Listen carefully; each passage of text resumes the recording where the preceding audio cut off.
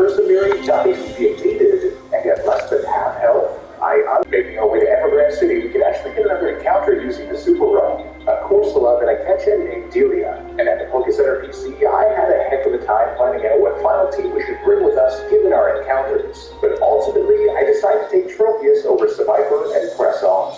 Our last task is Victory Road, where none other than Wally emerges and challenges us to battle. He leads with Altaria, so I get Wally out there. I set up Hail right away, and then he just used Dragon Dance before hitting us with Aerial Ace, but Ice-type Weather Ball is a one-hit KO from there. Then comes Delcatty, for which I switch into Raymond as he future sights and Brick Break devastates it. Then, as expected, it comes Magneton. And I taught Raymond Earthquake, providing a 4x damage slam fest. Okay, that kind of sounds weird, doesn't it? Rosalia was then an easy one-hit with Return, and finally Gardevoir came in, and to play it safe, I switched in Allegra as the only of the Elite Four.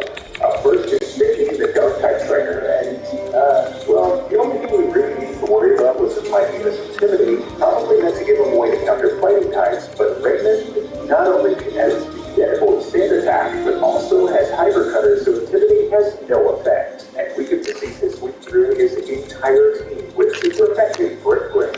What a monster, completely designed to take on that battle. The second Elite Four member is Piggy, the Ghost Trainer, and her team is a bit trickier for us, given its ball and Trick Stapalon. She leads with a Dust Ball, and I got Torn out there. Essentially, my plan was to just use Black Glass's boosted fight as much as I can to get through her team. And she only gets one Shadow Ball before we got a crit after she healed for the one hit. I'll take that. Then her Bandit survived one on a sliver, but flipped, so another did the job. Damn, Doran, I didn't know you could play like that. It comes to tougher threat though, stabilize, can't fight well, and landed Ice Kick twice as it barely survived the second one on a sliver, and we were left in the red too. But only because Ice Kick again for the KO. Her second Bandit that comes out, and I switch into Allegra, because then my two Shadow Balls consecutively to get brought to a third. Before one Shadow Ball smashes into Oblivion and her Berry heals us. Here comes her final Dust Gloss, and I think we should tank its attacks better than Bandit, so I stay in, and it looks like we have just the range after its Berry for one final attack, and we do get it with 34 HP remaining. I figured the Absol and Sableye combo could handle her, but that was closed on both ends. The third Elite Four member is Glacia, the Ice-type specialist, and with her insane bulk and coverage against Fire types, she's hard to handle quite often. But this time, I was showing no mercy, getting Raymond out there for the Sword Stance as she was Hail, but now, a +2 super effective Brick Break from a base of 125 attack Pokemon with the Black Belt attach turns out to be enough to sweep through her entire team. Even Wall Raid, with us only taking hail damage the whole time. Raven, you monster. The last Elite Four member is Dragon, the Dragon Specialist, and honestly, his team is very tricky. I do have one strategy that could work, it is their best bet, but it'll require a touch of luck. He leads with Sheldon, and I get Molly up there. I know his Sheldon uses Protect on the first turn around 75% of the time, and it does, so I get the Hail up. Beautiful. Now I can Ice-type Weather Ball that thing for the instant 1-hit KO. Flygon is up next, and it smashes his heart with Earthquake, and it lands at exactly half of our HP. So 4x Weather Ball 1-hit KOs it, and as the monster Salamence comes in, our Citrus Berry activates. Oh, as close a margin as you could get. Now, of course, Salamence has super effective Rock Slide against us, but our counts tell me that we should survive, and we do on just 30 HP, so we can land an unholy Weather Ball to take down that massive threat. Hole dances up next turn, and Shadow Ball hits below half. Aerial Ace then slams us below half, and I let Confuse Ray, desperate at this point, as our Berry heals us. He then hits himself in confusion, and I was like, yes, but Shadow Ball merely missed KO on a sliver. Absolutely disastrous. As now, he heals fully. We hit him again, then Dragon Dances, and another brings him to a third. We get hit by Aerial Ace to a quarter, and then land Shadow Ball again, and it survives on what must be 1 HP. Why? I have to switch so I can aim it on the field as he full restores again. No way. I was hoping to quick attack there. Here we get absolutely smashed by Double Edge and survive on just 12 HP in the red before letting a Thunderbolt to a third. I'm forced to switch again, and after a while thinking about it, I realize I literally have no other choice but to hope that it goes for Double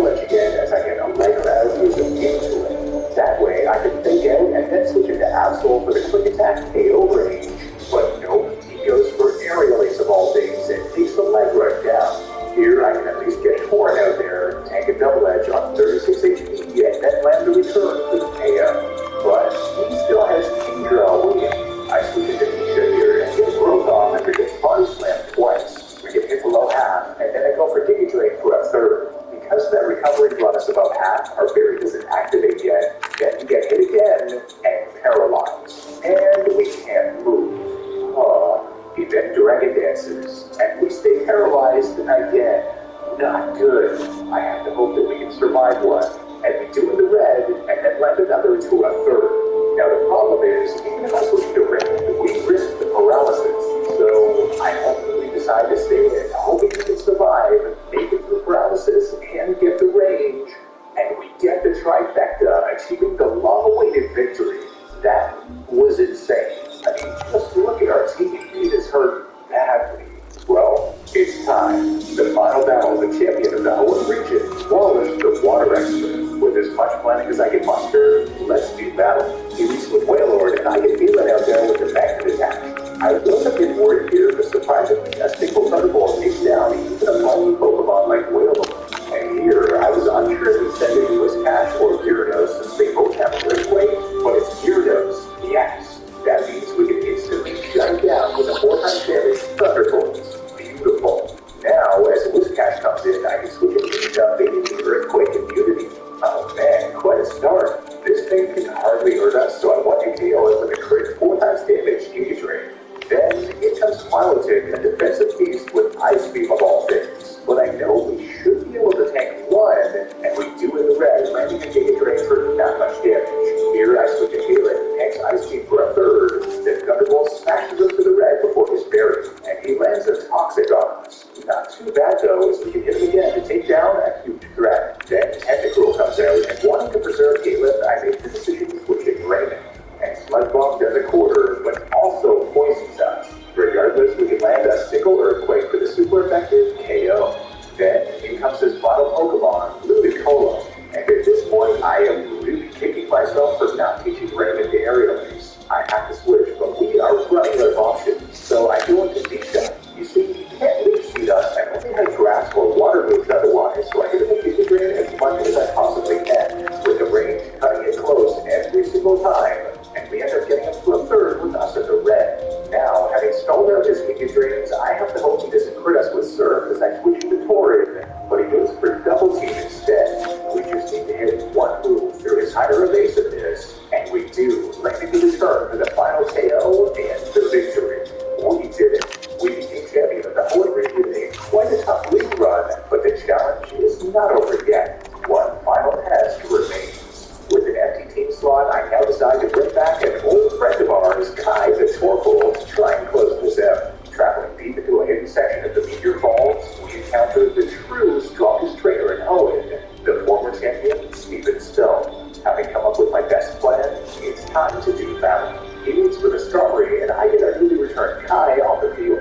I thought he would go for toxic to poison us, so I attached a Petriberry, but that was a waste apparently, as he just gets an aerial ace before Flamethrower annihilates him. But then, I thought Claymore would come in next, but nope, it's Metagross. It hits us hard with Earthquake, but Kai is an insane defensive beast, and it ends up doing about half. Then we hit it with Flamethrower, and he barely survives on a Sliver. After he heals, we tag him again, and then he hits us again, and Kai tanks it on just 5 HP on a Sliver, and takes down Steven's ace. Unbelievable. But in comes Claydol next, a big threat. Not wanting to lose Kai, I switch to Nisha, anticipating the Earthquake, and it works. What proceeds is an utterly crazy back and forth between two bulky Mons as I use Growth to charge up our Giga Drain, and then use Synthesis Recovery to try and stall out his reflected light screen repeatedly.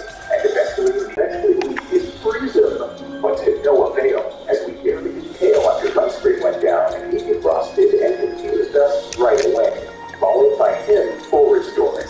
Oh no, but then we make it for confusion, hit an Ice Beam, and freeze him again. Unreal. Now, I decide to make the move. I switch into Raymond, get a Sword Stance off, and he stays frozen, so no more ancient power worries, and I can quick break the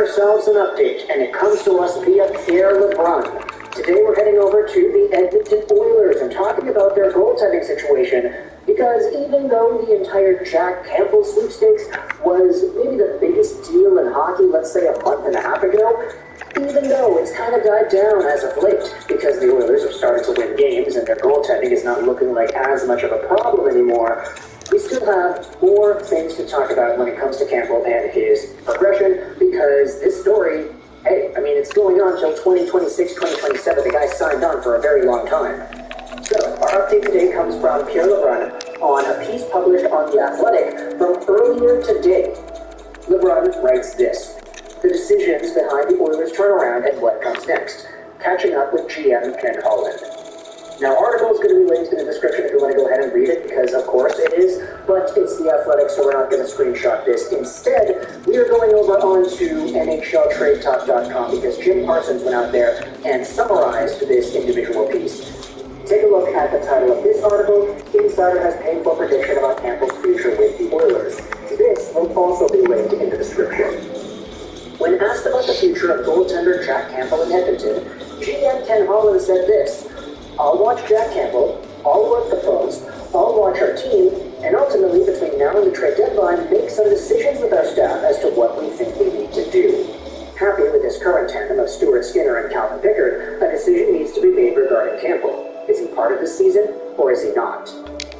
Now, it is interesting to note that the introductory paragraph is Ken Holland pretty much saying that, yeah, I'll take a look at Campbell, I'll take a look at our situation, I'll work the phones, and I'll talk to other GMs. He's not shutting down any option. Everything seems to be on the table, and that includes being open to talking about a Jack Campbell trade. Now, last time we had talked about Jack Campbell, I believe it was in the video talking about how he lost his starting job in Bakersfield. He's got an .893 save percentage right now and a .332 goals against in 11 games played. Literally some of the worst numbers he's ever had, especially in the AHL. Definitely has had better than his NHL numbers this season, but still not great, especially for a guy that was hindering development time from other valuable pieces like Olivier Rodrigue and guys who are in the NHL now. Campbell has not been good, and there's no real surprise there. Now, you could bring up the idea, you could debate whether or not it's actually possible to trade Jack Campbell away. That's an entire other can of worms. But from Ken Holland's comments, it's apparent that at the very least, he is going to try. He is going to talk, and he is going to leave everything on the table. Let's continue with the article here. Pierre LeBrun noted in his recent article that he thinks the Oilers will attempt to bring back a veteran type to be a 1B to Jeff Skinner. Jeff Skinner, oh my goodness, did I just say that? Stuart Skinner, my gosh. Or a more traditional backup goaltender. While he acknowledges that Calvin Pickard has done an admirable job, Pierre LeBrun thinks a goalie trade is possible. At the same time, he doesn't believe Ken Holland will ultimately move Campbell this season, and that's not great news for Edmonton considering how it complicates the NHL trade deadline. This is what LeBrun says. This is me, not Ken Holland, but I don't see any likely scenario in which Edmonton moves Campbell's contract before March 8th. It would probably cost 2 first-round picks to get a team to eat a deal that has 3 more years at $5 million a year. That situation is going to have to wait until the summer, whether that's a buyout or not. I just don't see the Oilers dealing with that this season. And you know, I feel like that's the most rational conclusion here. Like, Campbell is so bad, and his contract is even worse, that the idea of him even getting traded at all, not even just like this year or later on, it's all contingent on a team, firstly, being willing to eat up the salary, and a team, secondly, forcing Edmonton to give them the price.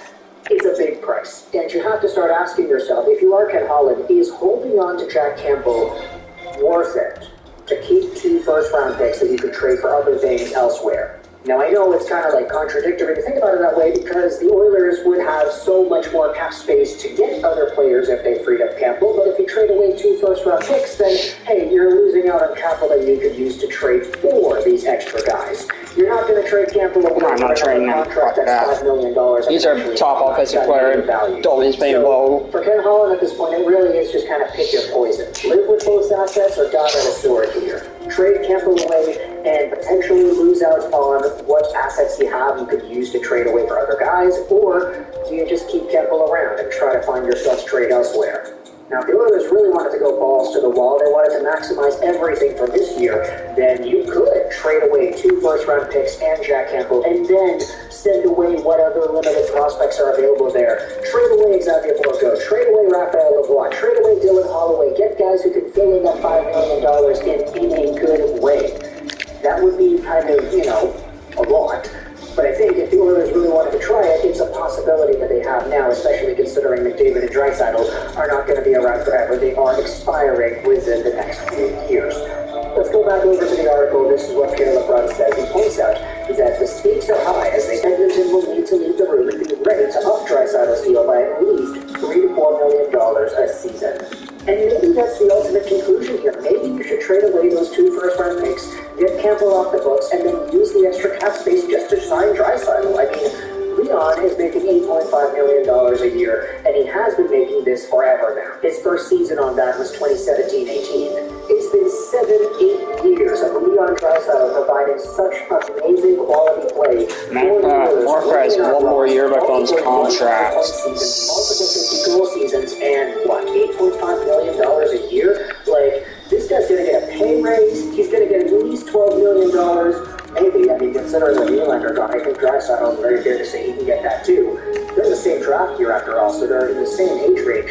So ultimately, there's a lot of concerns here with the money, but for Ken Holland, the update from him himself is just, I'm going to talk. We're going to talk to other teams, work the phones, we're seeing Jack Campbell, we're seeing everybody else, we'll decide a little bit later. But for now, I want you to let me know your thoughts in the comments. What are your predictions here? Do you think the Edmonton Oilers will successfully trade Jack Campbell, A, within the next few weeks, or B, sometime within the next year and a bit?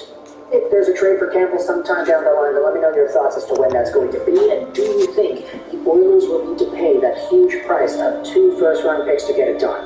Or do they find themselves a miracle? Do they find some team that just really needs a goaltender and they need to get to the cap floor, for example? Like, remember Arizona for all those years where they were just getting everybody's contract, all these dead weights on their own salary cap because they were too late. They needed more money to reach that cap floor. They got everybody under the sun, and in most cases, they didn't even need to put these players in the LTIR. Could Jack Campbell find himself in that type of a situation?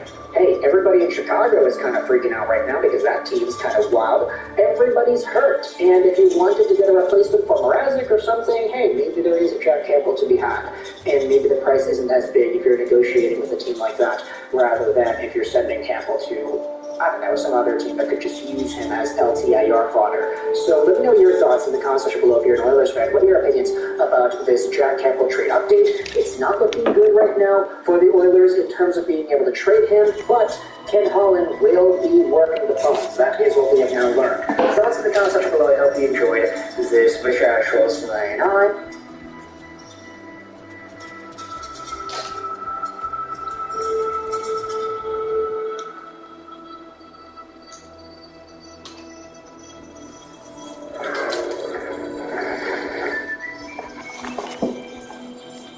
Save 10% on your first tenant insurance return. Get a quote. Buy online with TT Insurance.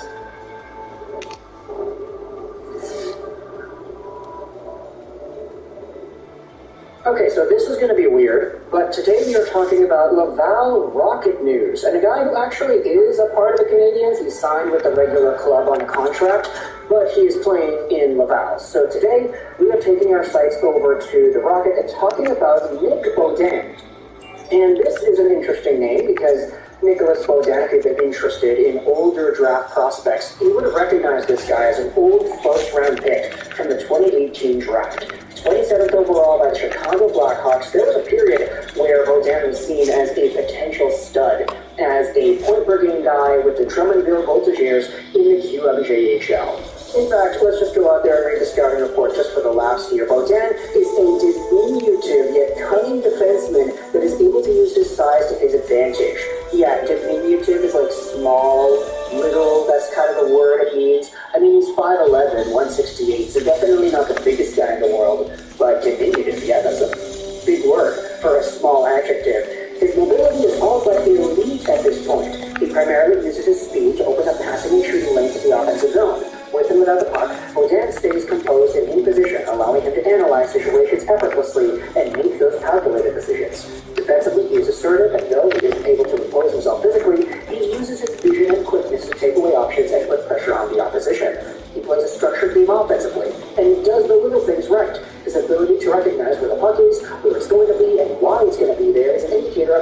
of hockey sense. When you put together skill, speed, and excellent decision-making as well as he does, that translates to on-ice productivity and power play time. All in all, Nicolas Beaudin is an offensive defenseman that understands his own game well and never seeks to expand upon his strengths. Honestly, from reading this scouting report and watching some of the old tape of Beaudin from the QMJHL days, you would think we were talking about a Quinn Hughes, Cale Makar kind of guy. But very few players are actually able to succeed at the top level in the NHL whilst being that small and having that offensive touch. For Beaudin, he unfortunately was not one of them. He made the BlackHawks for a few years, never really full-time, but he played a little bit, and he spent most of his time actually developing in the AHL. Last year, he was with the Rockford IceHawks and the Laval Rocket, posting up 25 points in 39 Laval games. This year, though, Beaudin still signed with the regular Montreal Canadiens till the end of the season on a $775,000 deal. He's got 6 points in 13 games played, with a projection of about 24 points. So, slower point production. He's not producing as much as he's had in the past. And the Canadiens have a very odd situation with their defensemen on the team. To help us out, we're going over on an article from earlier today by Marc Dumont. Montreal Canadiens' defensive situation is ripe for a trade. Now, where we're going with this entire thing is the fact that the Montreal Canadiens right now have 8 healthy defensemen. Michael Matheson, David Savard, Harris, Lidstrom, Barron, Struble, Gooley, and Kovacevic. And yeah, it doesn't take a genius to tell, that's a lot. The same situation, though, is unfolding in the AHL, and this is something that I don't think a lot of Canadiens fans have really maybe paid attention to, and as well, their logjam is a little more intense given that there are players playing in the ECHL waiting for a promotion. Arber Xhekaj, Logan Mailloux, Toby Bisson, Nicolas Beaudin, Brady Keeper, Matthias Norlander, William Trudeau, Oliver Gallipo are all available to head coach Jean-Francois Gould. ECHL players such as Miguel Tourigny, Chris Ortiz, and Noah Lawan, I think I butchered that, my bad. They all possess AHL contracts but are yet to play a game with the Rocket. Now here's the thing with Beaudin. Marcotte, which is translated from French into English here, Nick Beaudin would like to have a chance to play more, whether it be in Laval or elsewhere. He entrusted this entire sentiment to his agent. For now, the Rocket prefers to use Logan Mailloux, Arber Xhekaj, and William Trudeau in offensive roles. Developing story. This tweet was made from 2 days ago, and if you want to talk about these guys who are, let's just say, taking up ice time from Nick Beaudin, let's go over each of them right now. Logan Mailloux has 20 points in 32 games played. That's pretty good, honestly. I mean, is it going to be top tier defensive numbers that translates to the NHL? Who really knows? We'll see. Arber Xhekaj and William Trudeau each have 10 points on the year, but Xhekaj has done so in half the amount of games, 12 games played and 10 points. William Trudeau has 30 games played. So for Nick Beaudin, being in a spot where he's like second, third, fourth fiddle in terms of the Laval Rocket and their offensive usage, it is interesting to see that he's going out there and requesting not necessarily a trade, but more ice time. And if he's not able to get that, then he will request a trade. It's a very peculiar spot because Beaudin, as we did say, he is on the Canadiens' regular payroll. He technically is Habs property. And he does actually expire as an RFA, so there will be some level of control that the Montreal Canadiens possess once he does expire at the end of this year. So whether or not he exercises any sort of right to get traded elsewhere, or he wants to not re-sign and hold out for arbitration or whatever, who really knows what the entire deal is going to be here with this player. But one thing's for sure, the Montreal Canadiens have so many gosh darn defensemen that it's going to be interesting to try to fit everybody in at once, not just with the NHL team, but in the AHL too. Now, it's good to have options, we always know this, but when it comes to the point that some of your guys are legitimately requesting out, or some of your guys are not developing the ways that you want them to, maybe then it becomes a problem. But of course, all of this stems from your basis of what you think of Nicolas Beaudin as a player anyway. Like, if the Canadiens signed this guy to a, what is it, one-way, two-way? Let's go and check it out here. Oh, it's a two-way contract, so he's getting $90,000 in the AHL. Still a pretty good salary, not gonna lie. I mean, playing pro hockey is a privilege. Making anything above like $60,000, $70,000 doing it a year is already fine. But if you were signing Nicolas Beaudin because you wanted him to be that first-round caliber prospect that he was in 2018, that Quinn Hughes kind of mold, if you wanted this guy to translate that to the NHL, then he probably would have been disappointed. I mean, this guy got a two-way contract for a reason. We knew he was an AHL guy. And I'm not too familiar with how the Chicago BlackHawks of all teams looked 2 years ago, but if he was not able to crack that team, then I don't know what else there is to say about it, man. Like, if you wanted to talk about Chicago now, I mean, most of their AHL guys are in the NHL, so maybe send them back. Maybe the Canadiens could trade Beaudin back to Chicago like when they acquired him initially for Cam Hillis. That was a trade from just over a year ago that I don't think anybody remembers, and is how Beaudin found himself in Montreal in the first place. So now, he went from a team in Chicago that debatably has one of the most overused prospect systems because all their AHL guys are in the NHL, to Montreal, where they have so many NHL and AHL defensemen that he's not even able to get playing time. So let me know your thoughts in the comment section below. How do you feel about Beaudin requesting more ice time, and by proxy requesting a trade if he's not able to get that ice time?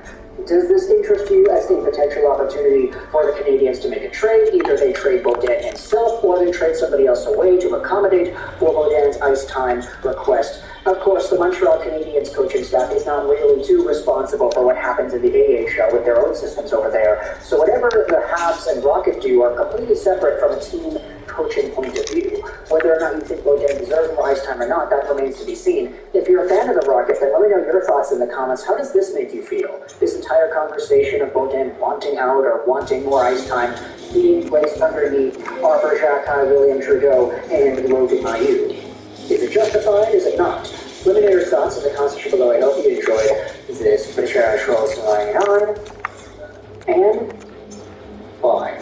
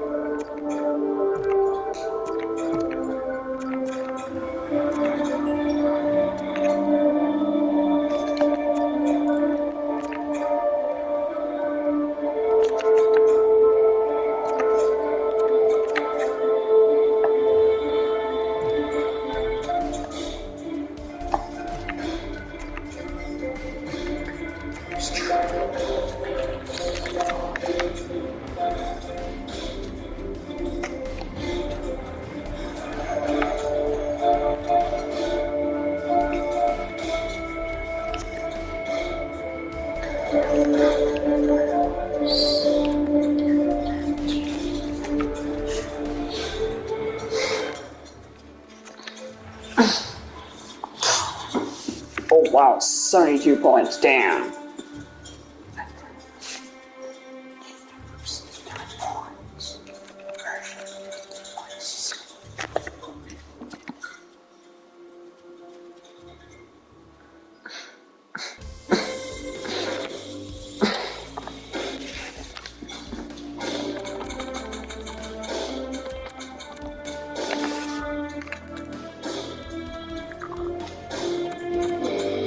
Oh, fuck.